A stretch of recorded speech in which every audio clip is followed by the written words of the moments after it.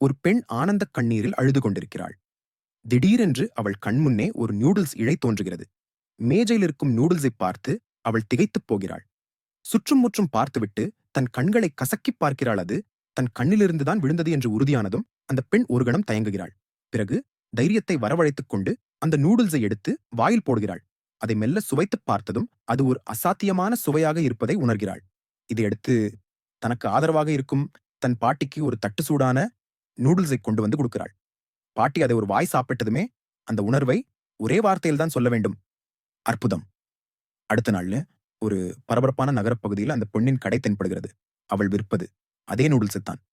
அதன் தனித்துவமான சுவையால் மக்கள் போட்டி போட்டுக் கொண்டு வாங்குகிறார்கள். அவர்கள் ஆசையாக நூடுல்ஸ் சாப்பிடுவதை பார்க்கும்போது உங்கள் முகத்தில் என்ன தோன்றும்? உங்களுக்கும் அதை சுவைத்துப் பார்க்க ஆசையாக இருக்கிறதா? நூறுகள் தீர்ந்துவிடும் போதெல்லாம் அந்த பெண் தனியாக ஓரிடத்தில் அமர்ந்திருப்பாள். சில கணங்களில் புதிய நூடுல்ஸ் தட்டுடன் அவள் வருவாள். இப்படியே அந்த பெண் பணம் சம்பாதிப்பதற்கான வழியை கண்டுகொண்டாள். ஒரு பக்கம் பணத்தை எண்ணிக்கொண்டே மறுபக்கம் மனநிறைவான புன்னகையை சிந்துகிறாள். ஆனால் மீண்டும் பாத்திரம் காலியானதும் அவளுக்கு சங்கடம் ஏற்படுகிறது. ஏனென்றால் அவளால் இப்போது அழ முடியவில்லை. வலியை வரவழைக்க சுவரில் காலை உதைத்துப் பார்க்கிறாள். சோகமான படங்களை பார்த்து மனதை உருக வைக்க முயற்சிக்கிறாள். ஏன் துக்கத்தை வரவழைப்பதற்காக தன் கணவரின் அஸ்திக் கலசத்தை கூட வேண்டுமென்றே தட்டிவிடுகிறாள். ஆனால் எந்த முயற்சியும் பலனளிக்கவில்லை. அவளால் அழவே முடியவில்லை. அப்போதுதான் அவளது பார்வை தன் செல்லப்பிராணியின் மீது விழுகிறது. அடுத்த கணமே எந்த தயக்கமும் இல்லாமல் தன் அன்பு நாயை காட்டிற்குள் அழைத்துச் செல்கிறாள். பதற்றத்துடன் அதன் கயிற்றை அவிழ்த்து விடுகிறாள். அந்த நாய் தூரமாகச் செல்வதற்கு கூட காத்திருக்காமல் மனதை கல்லாக்கிக் கொண்டு அவள் திரும்பி நடக்கிறாள்.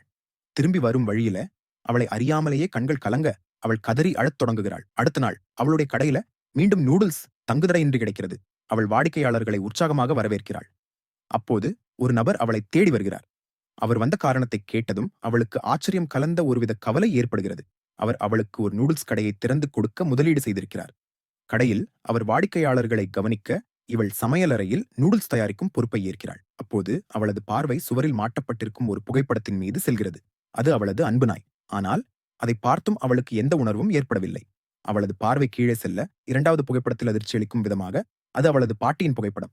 இம்முறை அந்த பெண் துக்கத்தில் உடைந்து அழுகிறாள்.